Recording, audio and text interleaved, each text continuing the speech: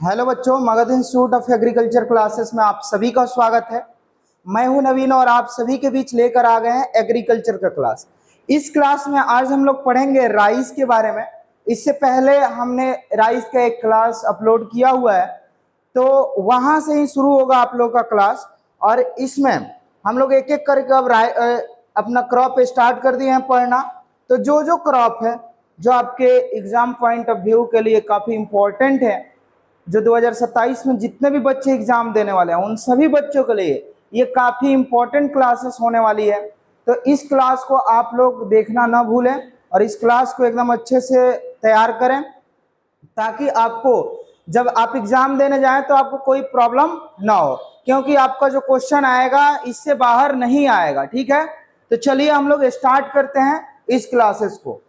हम लोग पढ़ रहे थे कल्टीवेशन ऑफ राइस, ठीक है ना, धान की खेती पढ़ रहे थे। क्या? Cultivation of rice, cultivation of rice. और इसमें हमने एक एक चीजें बताया था आप लोगों को। धान की खेती, किसकी खेती? धान की खेती। अगर हम धान की खेती की बात करें तो हमने बोटेनिकल क्लासिफिकेशन से स्टार्ट किया था इसका क्लास, ठीक है ना। और हम लोग पूरा इसका एरिया प्रोडक्शन और प्रोडक्टिविटी तक पढ़े थे। एरिया प्रोडक्शन और प्रोडक्टिविटी तक पढ़े थे, जिसमें हम लोग वर्ल्ड में भी पढ़े थे। वर्ल्ड में अपना भारत है नंबर 1 पे राइस के प्रोडक्शन में। उसके बाद अगर हम भारत में देखें तो अभी उत्तर प्रदेश नंबर 1 पे है चावल के प्रोडक्शन में, और दूसरे पे है तेलंगाना, और तीसरे पे चला गया है कौन? पश्चिम बंगाल, जो कि पहले कभी फर्स्ट पे हुआ करता था।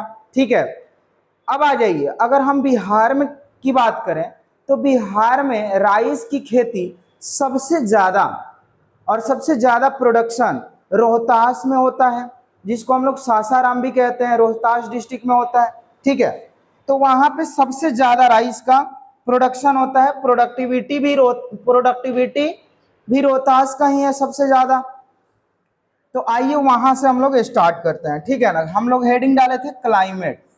क्या डाले थे? क्लाइमेट। अगर हम क्लाइमेट की बात करें, इसको हम बोलते हैं जलवायु। क्या बोलते हैं? जलवायु। देखिए, क्लाइमेट एक होता है आपका वेदर, या इसको हम सीजन कहते हैं, ठीक है ना, वेदर। इसको हम मौसम कहते हैं। क्या कहते हैं? मौसम, ठीक है ना। तो देखिए, जो मौसम है ना ये क्षणिक है, ठीक है ना। मतलब ये जो किसी क्षेत्र में बहुत कम समय तक रहता है, जैसे मौसम बार बार बदलते रहता है, ठीक है। कुछ पल में क्या रहेगा? बहुत गर्मी रहेगा, ठीक है ना। कुछ ही पल में बरसात होने लगेगा, ठीक। तो ये जो आप देख रहे हैं, ये जो आप एटमॉस्फेयर में फिनोमिना देख रहे हैं, उसको हम बोलते हैं वेदर, या इसी को हम बोलते हैं सीजन। क्या बोलते हैं? सीजन। ये हो गया आपका मौसम, ठीक है। अब एक ही साल में आप देखते होंगे कई प्रकार की मौसम हुआ करती है। ठंड होता है, बरसात होता है, उसके बाद काफी गर्मी पड़ता है, उसी में एक बसंत ऋतु आता है जिसमें ना गर्मी ना ज्यादा ठंडी पड़ता है। तो ये जो आप देख रहे हैं इसको हम कहते हैं मौसम। और जलवायु हम उसको कहते हैं जहाँ एक लंबे समय तक एक ही जैसा क्लाइमेट हो, ठीक है। और ये मतलब ये आपका 50 साल 100 साल में बदलता है क्लाइमेट। जैसे बहुत पहले भारत में इतना टेम्परेचर नहीं बढ़ता था, अभी पटना का भी टेम्परेचर 46 डिग्री चला जाता है, तो इतना नहीं होता था पहले, इससे कम होता था। तो ये जो आपका क्लाइमेट, जो जलवायु चेंज हुआ है, इसके लिए कहीं ना कहीं पर्यावरण को हम लोग जब क्षति पहुंचाते हैं तो हम ही लोग जिम्मेदार हैं। तो ये क्या होता है कि जो क्लाइमेट होता है वो लंबे समय के बाद बदलता है, और जो मौसम है वो क्षण क्षण बदलता है, ठीक है ना। मतलब हर क्षण क्या होता है? बदलते रहता है। तो इस चीज को आप लोग समझ लिए होंगे। तो देखिए, जो धान की खेती होती है, अगर हम क्लाइमेट की बात करें धान की, तो कैसा क्लाइमेट होता है? तो इसके लिए गर्म जलवायु और नम जलवायु की आवश्यकता है। गर्म और नम जलवायु।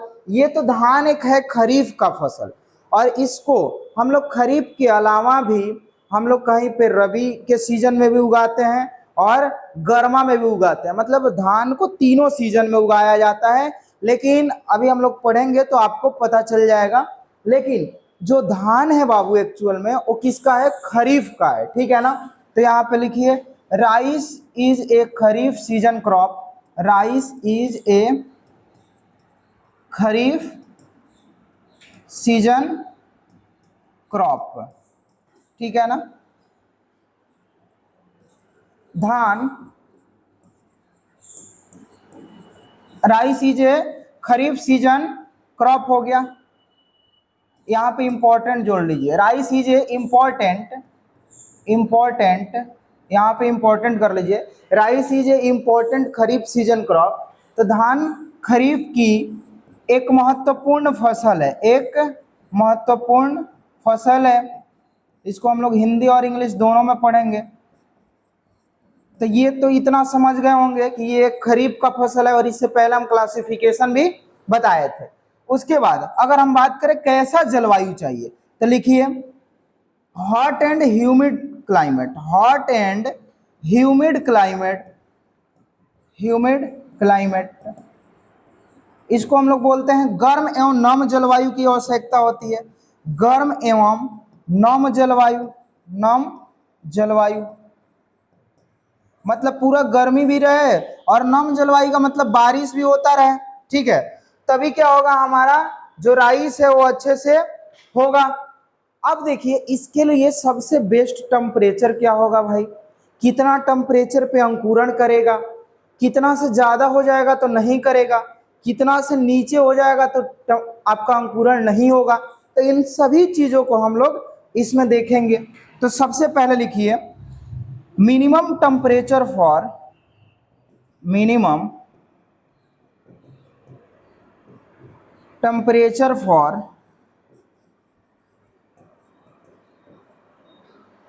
जर्मिनेशन। अगर हम मिनिमम टेम्परेचर जर्मिनेशन की बात करें, ठीक है ना, तो लिख लीजिए यहाँ पे अंकुरण के लिए, अंकुरण के लिए, अंकुरण के लिए न्यूनतम तापमान, लिए न्यूनतम, न्यूनतम तापमान। तो अगर हम बात करें अंकुरण के लिए न्यूनतम तापमान की, तो 10 डिग्री सेल्सियस सबसे नीचे, ठीक है ना। अगर इससे कम तापमान होगा तो जो धान का बीज लगाए हैं वो अंकुरित ही नहीं होगा बाबू, ठीक है ना। मतलब मिनिमम कितना रहना चाहिए, 10 डिग्री सेल्सियस। अब हम बात करेंगे, जब मिनिमम देख लिए तो हम लोग थोड़ा मैक्सिमम भी देख लेते हैं, ठीक है। तो चलिए लिखिए maximum temperature for, maximum temperature for, temperature for germination. अगर हम मैक्सिमम की बात करें मतलब अंकुरण के लिए अधिकतम तापमान, अंकुरण के लिए अधिकतम तापमान, ठीक है। तो यहां लिख लीजिए आप लोग अंकुरण के लिए न्यूनतम और ये हो गया आपका अधिकतम, लिए अधिकतम तापमान। तो अगर हम अधिकतम तापमान की बात करें तो अधिकतम तापमान आपका हो जाएगा 40 डिग्री सेल्सियस। मतलब 40 डिग्री सेल्सियस तक जो धान का आपका बीज है वो अंकुरित हो जाएगा। लेकिन उससे ज़्यादा टेम्परेचर होगा तो वो अंकुरित नहीं हो पाएगा। और जब अंकुरित ही नहीं हो पाएगा मतलब जो कोई भी प्लांट है, जब हम बीज डालते हैं खेतों में तो सबसे जो पहला स्टेप है अंकुरण का ही है। अगर अंकुरण बढ़िया से हो रहा है तो समझिए आपका फसल भी क्या होगा, मतलब आगे चल के वो अंकुरण के ऊपर ही डिपेंड करता है। कई बार क्या होता है कि आप लोग देखते होंगे कि आपके घरों पे खेती किया जाता है, कई सारे बीज डाले जाते होंगे चाहे सब्जी का हो। कई बार क्या होता है कि वो जमता ही नहीं है, तो जब जमेगा ही नहीं तो होगा ही नहीं, ठीक है। तो इसके लिए आप लोग तापमान समझ गए, मैक्सिमम कितना और मिनिमम कितना। अब एक और चीज आपको समझना है कि वो कौन सा तापमान है जिसपे सबसे अच्छा इसका अंकुरण होगा, ठीक है ना। तो ये तीनों याद रखना है बाबू। और हमको इतना पता है कि आप लोग एकदम अगर डेडिकेटेड होके क्लास को कर रहे होंगे तो आपको एकदम समझ में आएगा और आपको क्लासरूम में ही याद हो जाएगा, ठीक है ना। बस आराम से हम लोग को क्या करना है, पढ़ना है। चलिए थोड़ा सा इसको हम लोग स्मॉल कर देते हैं, अब यहाँ लिखते हैं, ठीक है ना। चलिए लिखिए ऑप्टिमम। देखिए टेम्परेचर जो है ना क्या होता है, टेम्परेचर। तो तीन टाइप का होता है, एक होता है मिनिमम, क्या होता है बाबू, मिनिमम। एक होता है क्या, मैक्सिमम। क्या होता है, एक मैक्सिमम। एक होता है ऑप्टिमम, मतलब मिनिमम मतलब न्यूनतम, मैक्सिमम मतलब अधिकतम, और ऑप्टिमम का मतलब होता है इष्टतम, ना ज्यादा ना कम, ठीक है ना। मतलब ये दोनों के बीच का है, जहां पे सबसे अच्छे तरीके से अंकुरण होगा, ठीक है ना। तो लिखिए optimum temperature for, optimum temperature for germination, germination. अगर हम ऑप्टिमम टेम्परेचर फॉर जर्मिनेशन की बात करें तो ये कितना होता है, 30 डिग्री सेल्सियस। कितना होता है, 30 डिग्री सेल्सियस होता है, ठीक है ना। कितना होता है, 30 डिग्री सेल्सियस। अब आ जाइए, अब एक और चीज है कि कितना टेम्परेचर पे इस ये ग्रोथ और डेवलपमेंट करेगा। अब तो अंकुरण हो गया बाबू, अब अंकुरण के बाद क्या होगा, उसमें छोटे छोटे क्या निकलेंगे, टीलर्स मतलब ब्रांचेस निकलेंगे, जैसे देखते हैं ना, एक दो पत्ती निकलेगा पहले, ठीक है ना। तो अब वो फैलेगा, मतलब उसका ग्रोथ और डेवलपमेंट कितने टेम्परेचर पे होता है। तो यहीं पे लिख लीजिए ऑप्टिमम टेम्परेचर फॉर, उसमें मिनिमम मैक्सिमम नहीं, एवरेज एक टेम्परेचर हम लिखवा देते हैं जो आपके एग्जाम में पूछा जाता है। लिखिए optimum temperature for, temperature for growth and development, growth and development. तो ये होता है आपका 25 से 30 डिग्री सेल्सियस। कितना होता है, 25 से 30 डिग्री सेल्सियस हो जाएगा, ठीक है ना। तो ये हो गया आपका वृद्धि और विकास के लिए आपका इष्टतम तापमान, ठीक है ना। हिंदी तो लिख नहीं पाए, चलिए इसको हिंदी में हम कर देते हैं, ठीक है ना। यहाँ पे लिखिए वृद्धि एवं विकास के लिए, वृद्धि एवं विकास के लिए इष्टतम तापमान, इष्टतम तापमान, ठीक है ना। वृद्धि और विकास के लिए इष्टतम तापमान कितना हो गया आपका, 25 से 30 डिग्री, और ये हो गया आपका अंकुरण के लिए इष्टतम तापमान। चलिए आगे बढ़ते हैं, ये हो गया आपका टेम्परेचर वाला जो है मामला। रात का जो टेम्परेचर होना चाहिए धान के अच्छे कल्टीवेशन के लिए, अच्छे प्रोडक्शन के लिए, तो 15 डिग्री सेल्सियस से कम नहीं होना चाहिए। मतलब नाइट का टेम्परेचर 15 डिग्री सेल्सियस से कम नहीं होना चाहिए। अब आइए सॉइल के बारे में पढ़ेंगे, किसके बारे में, सॉइल के बारे में। इसको हम लोग बोलते हैं मृदा, ठीक है ना। क्या बोलते हैं बाबू, मृदा बोलते हैं। और मृदा के स्टडी को हम क्या बोलते हैं, स्टडी को हम बोलते हैं पेडोलॉजी। क्या बोलते हैं, पेडोलॉजी। इसका दो पार्ट है, पेडोलॉजी और इडेफोलॉजी। ये वाला याद रखिएगा, पेडोलॉजी। अभी तो आप लोगों को सॉइल साइंस वाला पोर्शन भी पढ़ाना है, ठीक है ना। तो ये मृदा के स्टडी को क्या कहते हैं, पेडोलॉजी। अगर पूछ दे कि Indian institute of soil science कहाँ है बाबू, क्या है, यहाँ पे देखिए आप लोगों को बहुत सारी चीजें जो इंफॉर्मेशन के तौर पे देना है। इंडियन इंस्टीट्यूट ऑफ, ये हम लोग धीरे धीरे करते रहेंगे जिससे आपकी तैयारी क्या हो जाए और मजबूत हो जाए। Indian institute of soil science, ठीक है, सॉइल साइंस। तो इसको भी लिख लीजिए।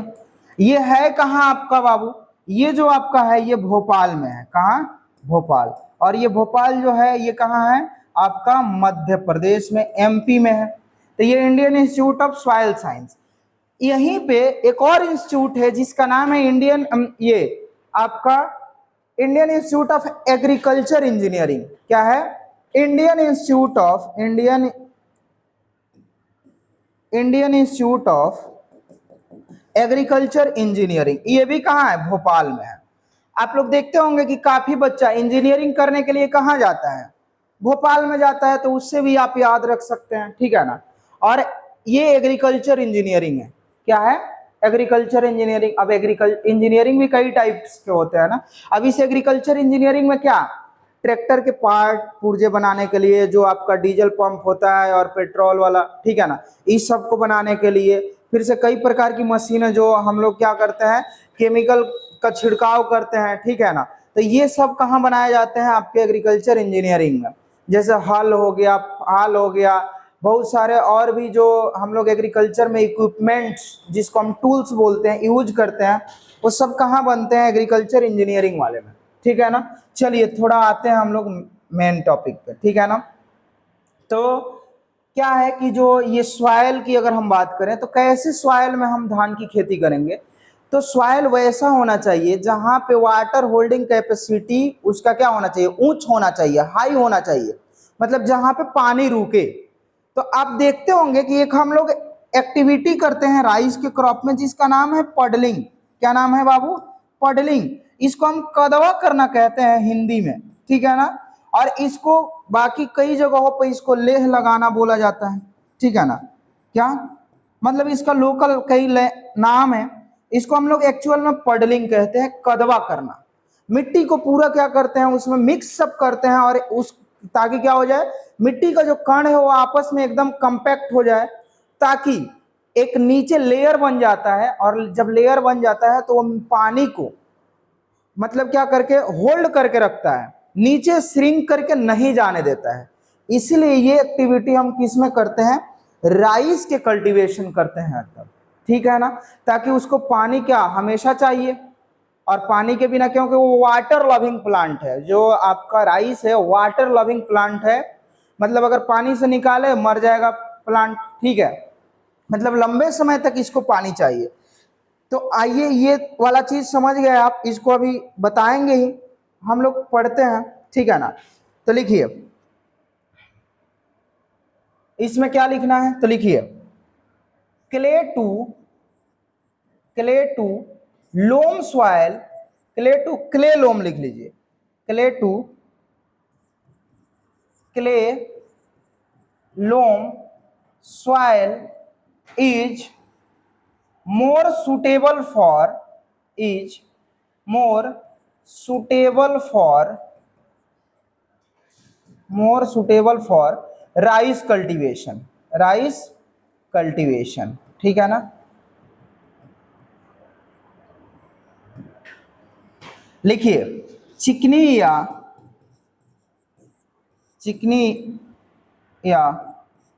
चिकनी और चिकनी मटियार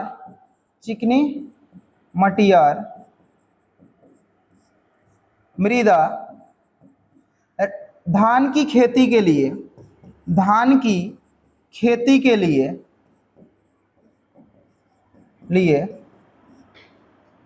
सबसे उपयुक्त मृदा है, सबसे उपयुक्त मृदा है। आप तो अब समझ गए होंगे।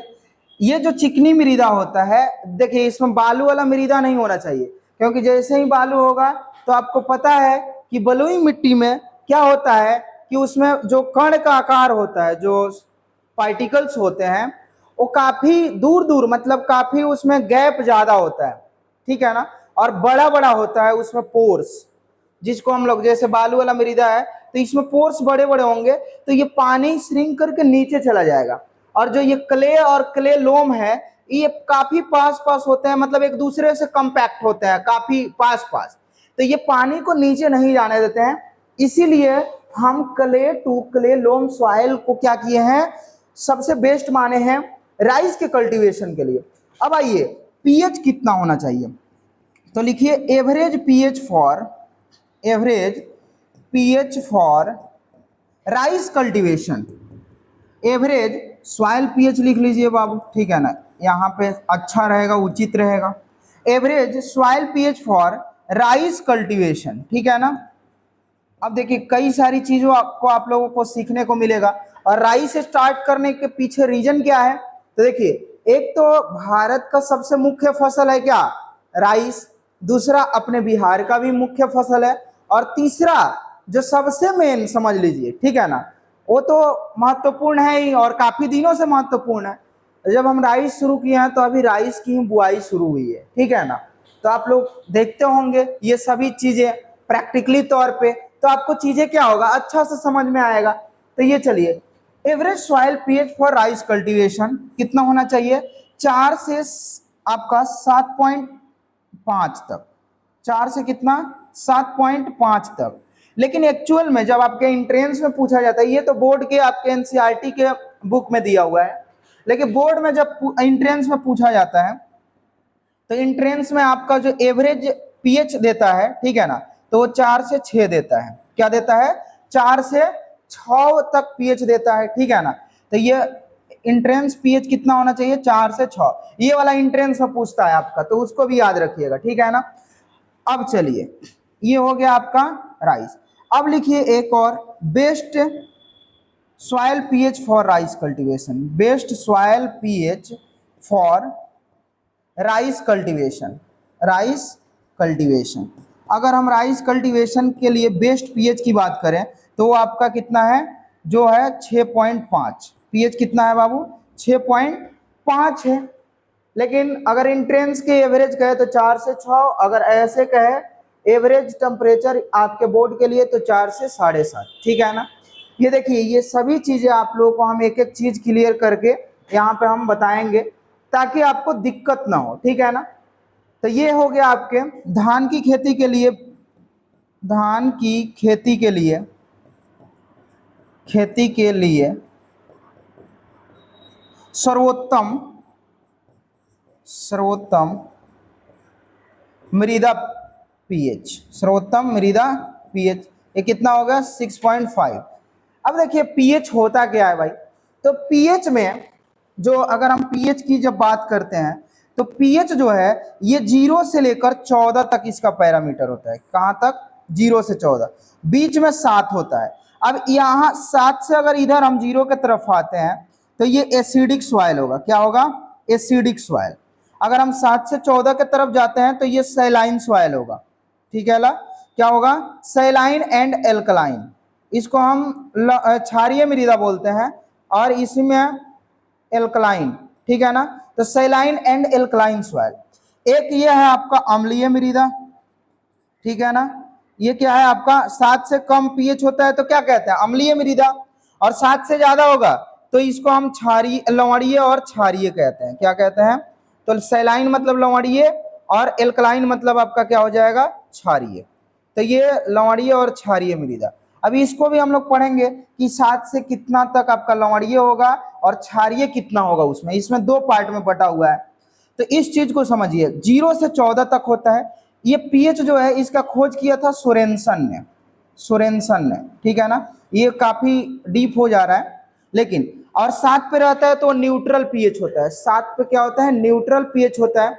इसीलिए 6.5 से 7.5 के बीच जो पीएच होता है वो बहुत सारे फसल उसी में उगाए जाते हैं, न ज्यादा अम्लीय और न ज्यादा क्षारीय मृदा, ठीक है ना।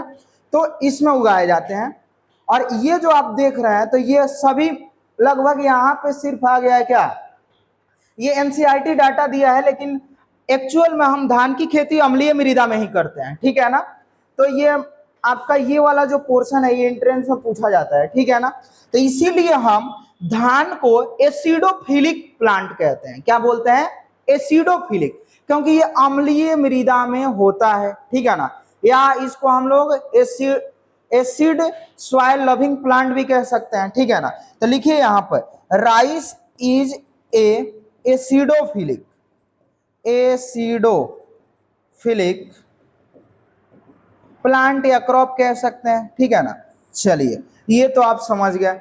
अब नेक्स्ट हम लोग आते हैं, ठीक है ना। अब हम लोग पढ़ेंगे ग्रोइंग सीजन, ठीक है ना। क्या पढ़ेंगे? Growing season. किस किस सीजन में हम धान की ग्रोइंग कराते हैं, ठीक है ना। तो लिखिए, हेडिंग डालिए ग्रोइंग सीजन। और यहाँ पे आपको पता लगेगा कि जो हम लोग सिर्फ खरीफ में बोते हैं वो खरीफ के अलावा इसको हम लोग रबी में भी बोते हैं, और साथ में कहाँ बोते हैं? रबी के अलावा बाबू इसको हम लोग गर्मा में भी बोते हैं। तो आइए ग्रोइंग सीजन की अगर हम बात कर लें तो ग्रोइंग सीजन में देखिए, सबसे पहले तो आप 3 कॉलम बनाइए। कितना? 3।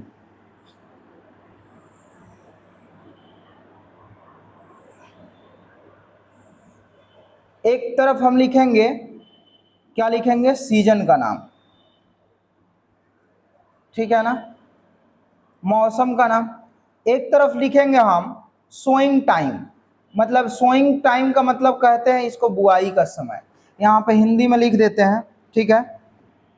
चलिए बुआई का समय,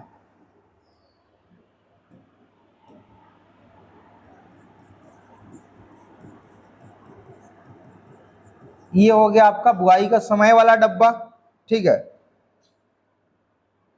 चलिए अब आ जाइए, इसको लिखिए हार्वेस्टिंग टाइम। हार्वेस्टिंग मतलब कटाई का समय, हार्वेस्टिंग टाइम। ये हो गया कटाई का समय, यहां लिख देते हैं कटाई का समय,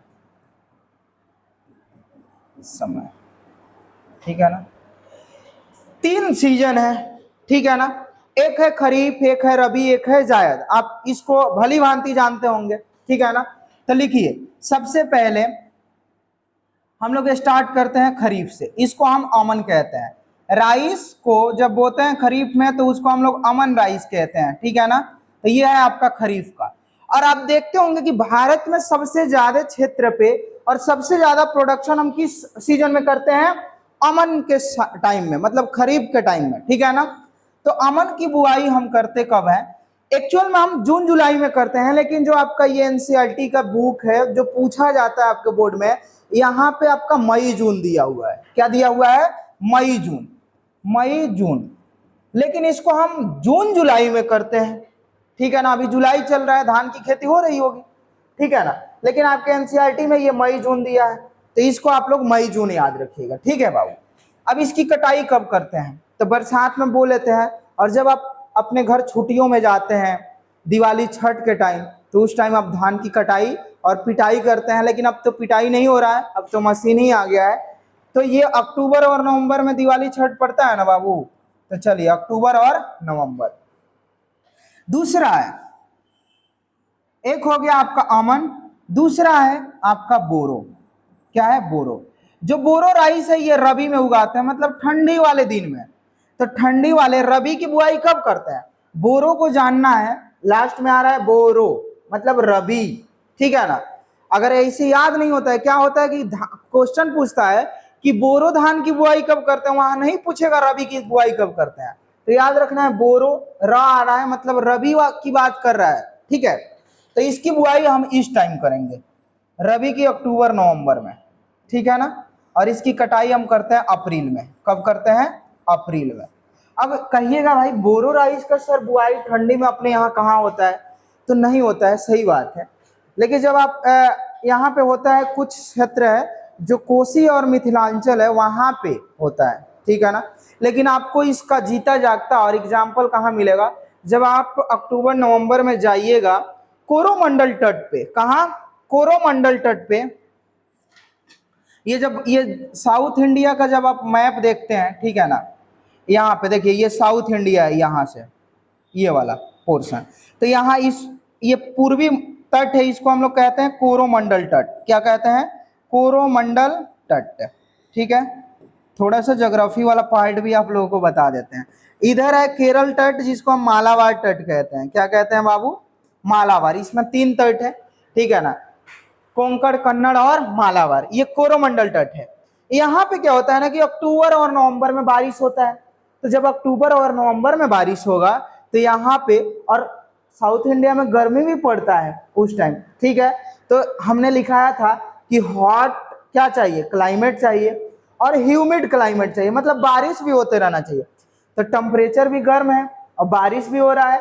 तो यहाँ पे उस कंडीशन में आप गेहूं तो नहीं बो सकते हैं ना बाबू। तो गेहूं नहीं बोएंगे तो क्या बोएंगे, धान बोएंगे। और ये वाला जो धान है यहाँ पे सबसे ज्यादा बोया जाता है कोरोमंडल तट पे। तो ये हम अप्रैल में काट लेते हैं। एक है आपका, ये हो गया अमन, बोरो, और एक है अस। कौन है, अस। इसको हम बोलते हैं समर। क्या बोलते हैं, समर। ये है आपका गर्मा। कौन, गर्मा। इसको हम गर्मा राइस कहते हैं।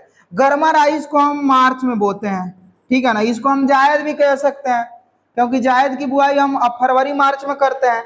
तो ये जायद में, और कटाई जून जुलाई में करते हैं। कब करते हैं, जून जुलाई में। तो ये आपको, हमको लगता है याद हो जाना चाहिए। अमन खरीफ है, अमन क्या है, खरीफ है, ठीक है ना। जो सबसे ज्यादा क्षेत्र पे इंडियन उगाते हैं मई जून में उगाते हैं। एक्चुअल में हम लोग उगाते हैं जून जुलाई में, लेकिन एनसीईआरटी में आपका मई जून दिया है, क्वेश्चन यही पूछता है, इसीलिए हम मई जून ही लिखवा रहे हैं, ठीक है ना। आप जब देखिएगा तो कई बार मई जून नहीं दिया रहेगा, तब उस कंडीशन में आप जून जुलाई को करना ही है, ठीक है ना। लेकिन आपका हम देखे हैं कई बार जब क्वेश्चन पूछा है तो मई जून ही लिखा है, और पूछता है कि जो आपका खरीफ की शुरुआत कब होती है, तो मई जून ही दिया है। तो चलिए अक्टूबर नवंबर। बोरो मतलब रबी, बोरो रबी अक्टूबर नवंबर में बोते हैं, अप्रैल में कटाई कर लेते हैं। और जायद, जायद को पता है फरवरी मार्च में आप लोग बोते हैं और जून जुलाई में काट लेते हैं। अब आ जाइए, ये तो ग्रोइंग सीजन हो गया।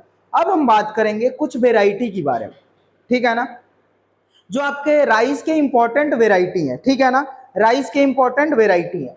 चलिए लिखिए वेराइटी, क्या लिखना है, वेराइटी, जिसको हम कहते हैं किस्में। क्या कहते हैं, किस्में।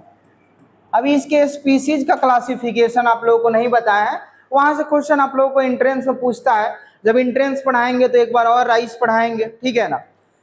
ये वाला जो आपका बोर्ड के लिए हम ज्यादातर प्रयास कर रहे हैं, और साथ में कुछ पॉइंट जहां से आपके एंट्रेंस में पूछे जाते हैं उस पॉइंट को भी ऐड करते जाएंगे, ठीक है। मतलब आपकी तैयारी बोर्ड प्लस एंट्रेंस दोनों चल रही है, ठीक है ना। और आप सभी लोग जितने भी लोग क्लास देख रहे हैं उन सभी से मैं आग्रह करूंगा कि आप लोग कुछ कमेंट करिए और बताइए कि आपको क्लासेस कैसा लग रहा है।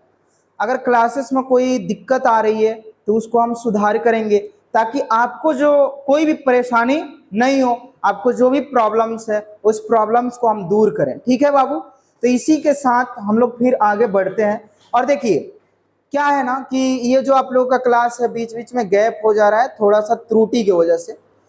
अभी कैमरा जो लाइव वाला लग जाएगा तो आप लोगों का क्लासेस लाइव भी स्टार्ट हो जाएगा। बस थोड़े दिन की बात है, और सब धीरे धीरे सब कुछ सही हो जाता है, आप लोग भी जानते हैं, ठीक है ना। एक बार में सब कुछ सही नहीं होता है, लेकिन धीरे धीरे सब कुछ सही हो जाता है। आप भी कभी सोचते होंगे कि आज पूरा दिन पढ़ेंगे, लेकिन क्या होता है कि कई बार चीज़ें हम हमारा वीडियो जिस दिन नहीं जाता है तो हमको खुद ही बहुत गिल्ट फील होता है बाबू, ठीक है। इसके लिए हम अंदर से मतलब खुश नहीं रह पाते हैं आप लोगों के लिए जब वीडियो नहीं बना पाते हैं। लेकिन आप लोगों को हम प्रयास करेंगे कि कंटिन्यू क्लास दें, ताकि आपकी तैयारी बेहतर हो सके, और जो आपका मेरे साथ भरोसा जुड़ा हुआ है उस भरोसे को मैं ना तोड़ूं आपके, ठीक है ना। क्योंकि आप एक भरोसा दिखा के, आप एक भरोसा देख के आए हैं कि हम यहाँ से हमारी तैयारी बेहतर हो सकती है। तो उन सभी चीज़ों को ध्यान रखते हुए मैं आपके लिए काम करूंगा, ठीक है। तो चलिए हम वैरायटी की कुछ बात कर लेते हैं।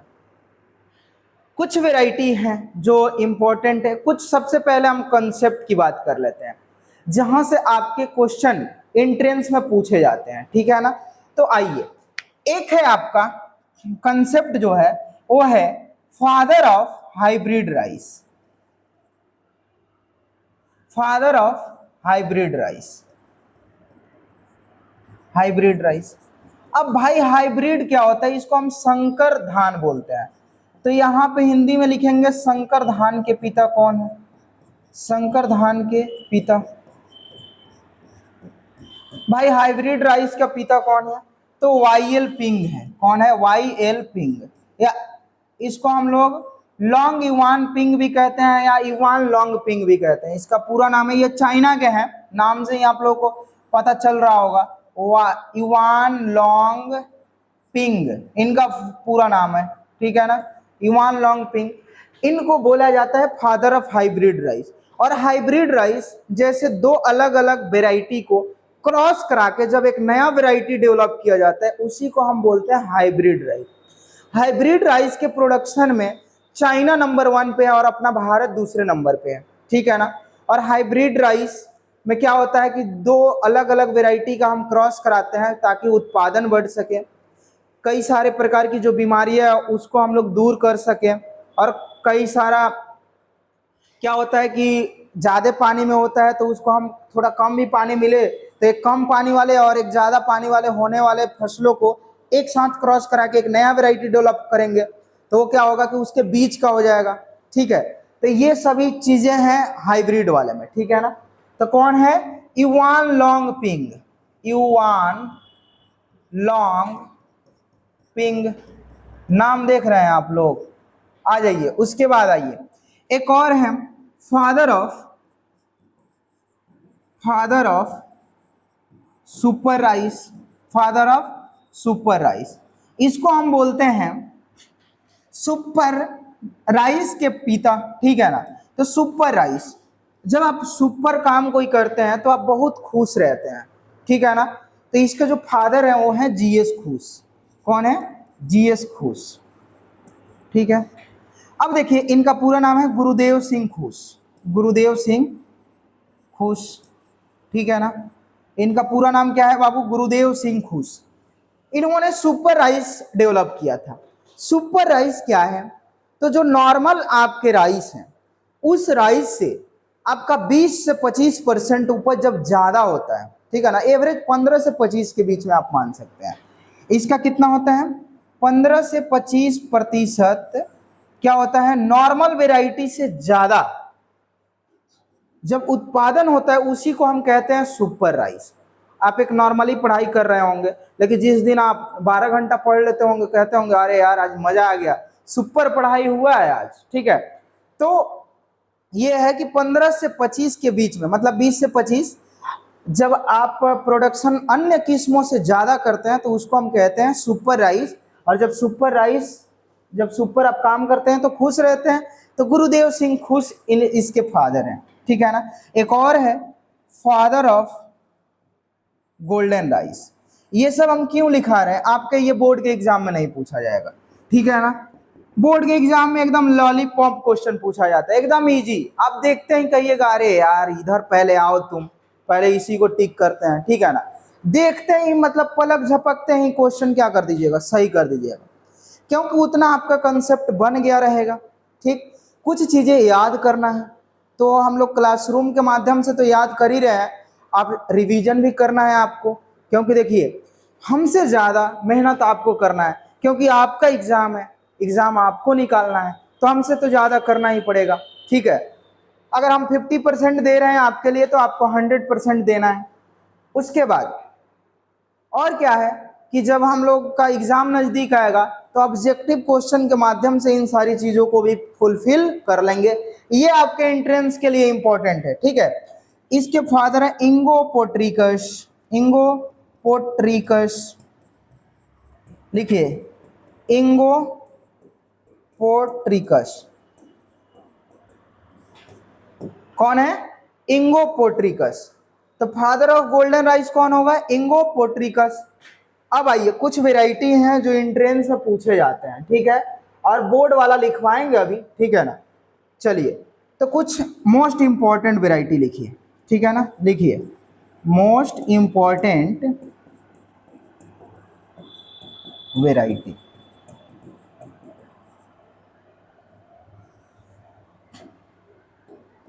ये आपके कुछ मोस्ट इंपॉर्टेंट वेराइटी होगी। इसमें देखिए पहला हम नाम लिखते हैं, ठीक है ना।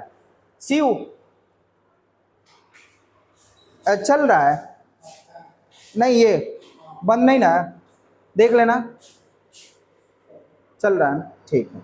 चलिए कुछ मोस्ट इंपॉर्टेंट आपके वेराइटी हैं, तो इस वेराइटी को हम लोग देखते हैं। पहला है आपका एक वेराइटी है जिसका नाम है TN1। क्या नाम है? TN1। IR8, ये सभी क्वेश्चन आपके एंट्रेंस में पूछा जाता है। IR36, IR36, ठीक है ना, IR36, ठीक है ना। उसके बाद है आपका जया। तो जया किसका वेराइटी है? राइस का। एक है आपका पद्मा, ठीक है ना। एक है आपका रत्ना। कौन है? रत्ना। तो ये सभी आपके राइस के वेराइटी है। TN1, IR8, IR36, Jaya, Padma, Ratna, ठीक है ना। एक है आपका जगन्नाथ, जगन्नाथ, ठीक है ना। उसके बाद है आपका एक लूनी सिरी। कौन सा वेराइटी? लूनी सिरी। ये लवणीय मृदा में उगाया जाता है इसीलिए इसका नाम है लूनी सिरी, ठीक है ना। तो इतना आपको याद हो जाना चाहिए। TN1 किसका है? राइस का। ये आपके एंट्रेंस में पूछा जाएगा, बोर्ड में नहीं। IR8 है, IR36 है, जया है, पद्मा है, रत्ना है, जगन्नाथ है, लूनी सिरी है। एक वेराइटी आपका जो है ये ड्वार्फ वेराइटी के लिए जिम्मेदार है, जो ड्वार्फ जीन है जो राइस के लिए जिम्मेदार है। DGU जीन, ठीक है ना, उजेन, ठीक है ना, इसका नाम है डीजी ऊजेन, ठीक है ना, इसको हम लोग DGWG कहते हैं। तो इसके बारे में थोड़ा सा यहाँ लिख लीजिए। जैसे एक बार हम लाइव पढ़ा रहे थे तो उसमें बताए थे कि गेहूं के ड्वार्फनेस के लिए कौन सा जीन जिम्मेदार है, ठीक है ना, तो उसमें नॉरिन 10 है और ये कई बार क्वेश्चन पूछा है। तो ठीक है ना, ये राइस के लिए है, ठीक है ना, तो राइस के लिए ये क्या है, जो जीन है ये ड्वार्फनेस के लिए जिम्मेदार है, ठीक है ना। तो आपका ड्वार्फनेस के लिए dwarf gene for rice, dwarf gene for rice, तो राइस के लिए ड्वार्फ जीन कौन है, DGU जीन है आपका। किसके लिए, ड्वार्फ के लिए। ड्वार्फ का मतलब होता है बाउनी वेराइटी, ठीक है ना, तो ये बाउनी के लिए जिम्मेदार कौन सा है राइस में, DGU जीन। उसके बाद आते हैं हम लोग कुछ और वेराइटियां लिख लेते हैं, ठीक है ना, इधर इसको कर देते हैं, यहाँ पे कुछ वेराइटी लिख देते हैं, ठीक है। और ये आपके कुछ मोस्ट इंपॉर्टेंट वेराइटी हो गया। एक है आपका जिसका नाम है CORH1, ठीक है ना, इसका नाम है MGR1, इसका अन्य नाम भी है MGR1।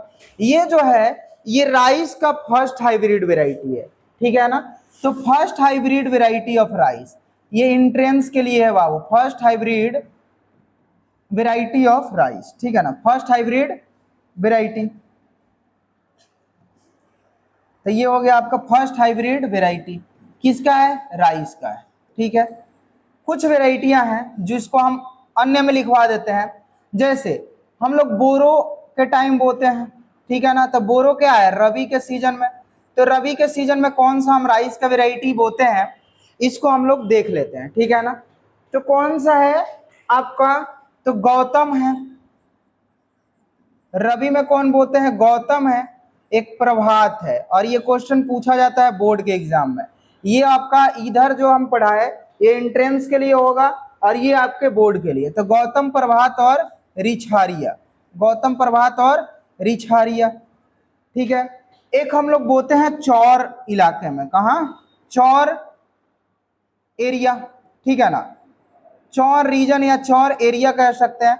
चौर एरिया उसको कहते हैं जहां पे सालों भर पानी, मतलब कुछ ही समय पानी नहीं रहेगा लेकिन लंबे समय तक पानी लगा रहता है, उसको हम चौर क्षेत्र कहते हैं, ठीक है ना। और ये क्या होता है, चौर क्षेत्र, ये लो लैंड होता है, मतलब निचली भूमि होती है, ठीक है ना। तो इसमें हम लोग कौन कौन उगाते हैं देखिए, तो लिखिए शुद्धा, जानकी एंड वैदेही, वैदेही, ठीक है ना।